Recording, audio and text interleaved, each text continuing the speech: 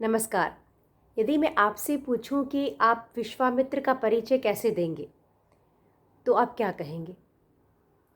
विश्वामित्र के बारे में जो सबसे पहली बात हमारे दिमाग में आती है, वह यह है कि वह राम के गुरु थे।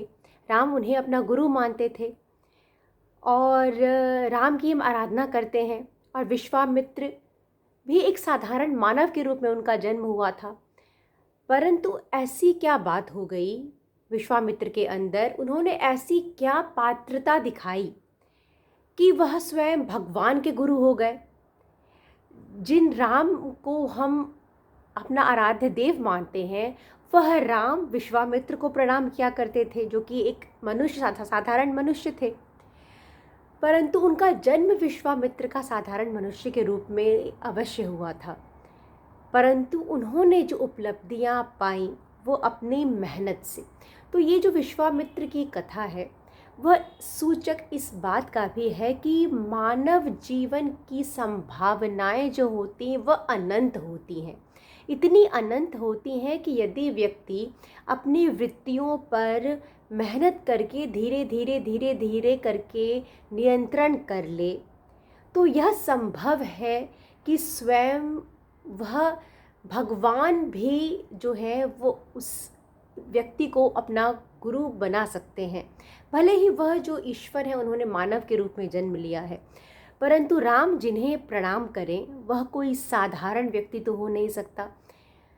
परंतु जन्म तो उन्होंने एक साधारण मनुष्य के रूप में लिया था। अब देखिए, हम सभी के अंदर कुछ ना कुछ वृत्तियां होती हैं। किसी में लोभ बहुत होता है, किसी को गुस्सा बहुत जल्दी आता है, किसी किसी को कोई भी बात बिना सोचे समझे कुछ भी कह देता है, आगे पीछे का नहीं सोचता। तो कई सारी वृत्तियां होती हैं, उसके साथ मनुष्य जो है वो पैदा होता है।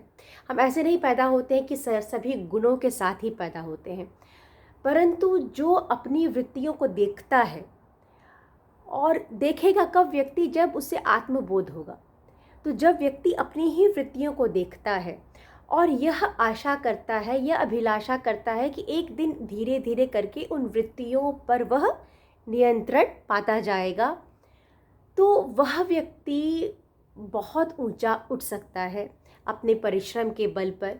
इस कहानी विश्वामित्र का जो जीवन है इस बात का सूचक है। तो विश्वामित्र जो का जन्म जो हुआ था वो एक क्षत्रिय रूप में हुआ था, परंतु उन्होंने देखा कि जो ब्राह्मण देवताओं की शक्ति है, ब्रह्म शक्ति बहुत अधिक है।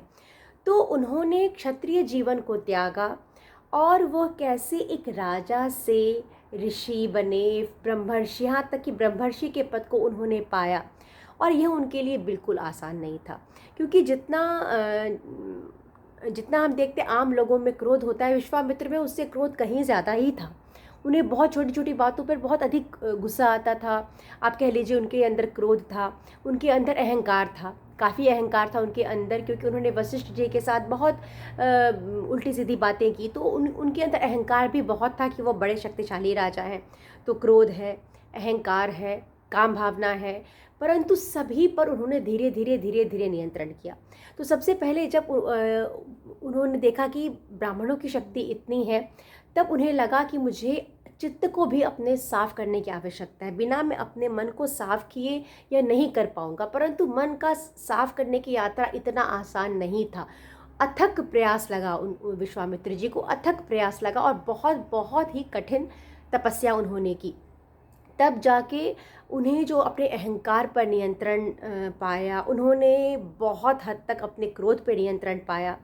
परंतु जब उन्हें लगा कि अब वह अपनी वृत्तियों पर नियंत्रण पा चुके हैं, तभी देवताओं ने मेनका को भी भेजा और विश्वामित्र जी अपनी उस वृत्ति पर नियंत्रण नहीं पा सके।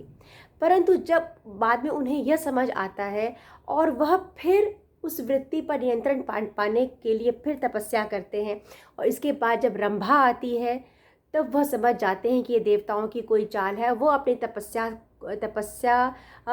को वह चाहते हैं कि भंग नहीं करे, परंतु रंभा को देख के उन्हें देवताओं की इस नियत पर बहुत अधिक क्रोध आ जाता है और वो क्रोध कर देते हैं।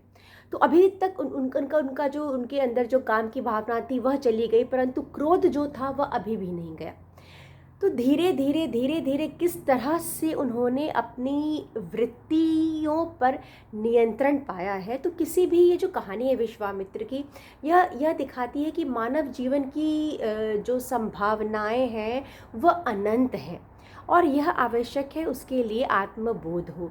आत्मबोध के लिए यह आवश्यक है कि हम अध्यात्म की तरफ अपनी यात्रा प्रारंभ करें, क्योंकि अध्यात्म जो है वह एक तरह से लुप्त होता जा रहा है। जो देश में हम लोगों का जन्म हुआ है सौभाग्य से, भारत में, वह धन्य है अध्यात्म की अनेक सारे शास्त्रों से। और यदि व्यक्ति अपने जीवन को अध्यात्म से जोड़ेगा तो यह तो निश्चित है कि वह अवसाद और इस तरह की चीज़ों से बहुत दूर होगा।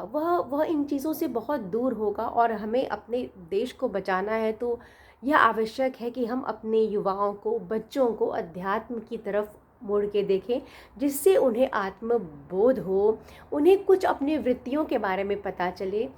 क्योंकि देखिए, सफलता तो अपने मेहनत से, ये सही है कि व्यक्ति को अर्जन करना चाहिए, धन अर्जन करना चाहिए, परंतु वह सफलता के साथ जब तक अध्यात्म नहीं होगा तब तक वह जो व्यक्ति होगा वह एक अंधे दौड़ में रहेगा और आनंद की प्राप्ति उसे कभी नहीं हो सकती। तो ये जो वृत्तियों के ऊपर नियंत्रण करना, ये हमें विश्वामित्र जी से सीखना चाहिए, जिनके अंदर वृत्तियाँ कह लीजिए एक आम इंसान से कहीं ज़्यादा ही थी। कहीं ज़्यादा उनके अंदर क्रोध था, कहीं ज़्यादा उनके अंदर अहंकार था, परंतु फिर भी उनकी इच्छा शक्ति और अपने अथक प्रयत्न से उन्होंने अपनी वृत्तियों पर नियंत्रण बहुत हद तक पाया। इतना अधिक उन्होंने प्रयत्न किया, इतना अधिक परिश्रम किया कि विश्वामित्र की कठिन तपस्या, ये जो भारत भूमि है वह योगियों का देश है। और आजकल जो हमें बताया जा रहा है, हमारे युवाओं को बताया जा रहा है भोगवाद। तो भोगवाद से बचिए, क्योंकि भोगवाद एक अंधी यात्रा है, उससे कुछ मिलना नहीं है। जो हमारी जो संस्कृति है वह अध्यात्म है, योगियों का देश है। तो यदि हम अपने युवाओं को, बच्चों को इससे जोड़ें तो अवसाद नाम की कोई चीज़ नहीं रहेगी और व्यक्ति को आनंद की प्राप्ति होगी। तो यह जो कथा है यह बताती है कि अथक प्रयत्न से मानव अपनी संभावनाओं को कितना अधिक विकसित कर सकता है, इतना अधिक विकसित कर सकता है कि यह भी संभव है कि वह स्वयं भगवान उसे अपना गुरु मान ले। यह भी संभव है, भले ही मनुष्य जीवन में ही सही। मुझे सुनने के लिए बहुत बहुत धन्यवाद।